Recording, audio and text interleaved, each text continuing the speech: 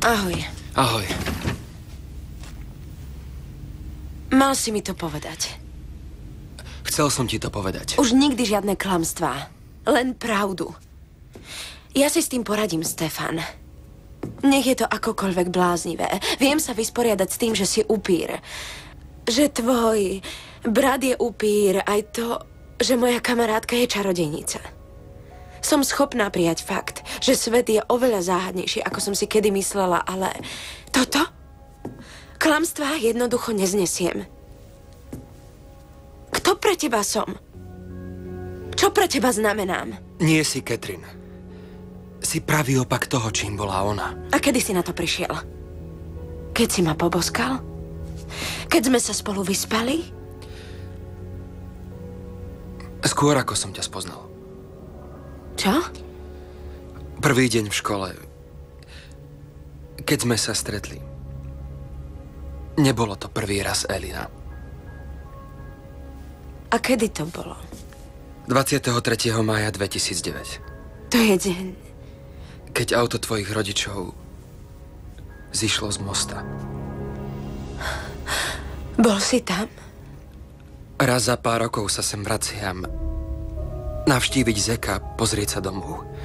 Minulú jar som bol v lese pri tom starom moste a začul som nehodu.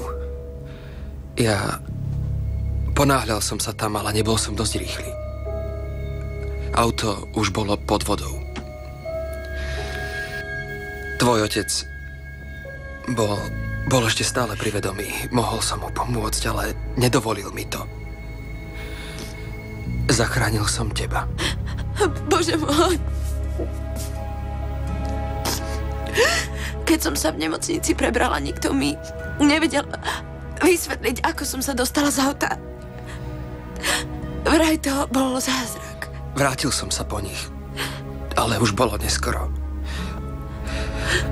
Nemohol som ich zachrániť. Keď som ťa vytiahol, pozrel som sa na tvoju tvár. Vyzerala si ako Catherine. Nemohol som tej podobe uveriť. Celé mesiace som sa uisťoval, že ty nie si ona. Sledoval som ťa, zisťoval som si o tebe všetko, čo sa dalo. Keď som zistil, že nemáš nič spoločné s Catherine. Chcel som z mesta odísť, ale Elina, ja som to nedokázal. Musel som ťa spoznať. Prepáč, že som ti to nepovedala. Chcel som, ale bola si taká nešťastná. Prečo sa na ňu tak podobám? Elina, už si toho toľko prežila. Prečo vyzerám ako ona, Stefan? Povedz mi, čo tajíš? Nedáva mi to zmysel. Ty si Gilbertová, ona bola Pearceová. Ale tá podoba je neuveriteľná. No potom som to zistil. Si adoptovaná, Elina. Odkiaľ to vieš? Tvoj rodný list na matrike. Píše sa tam Elina Gilbertová, nemocnica Mystic Falls.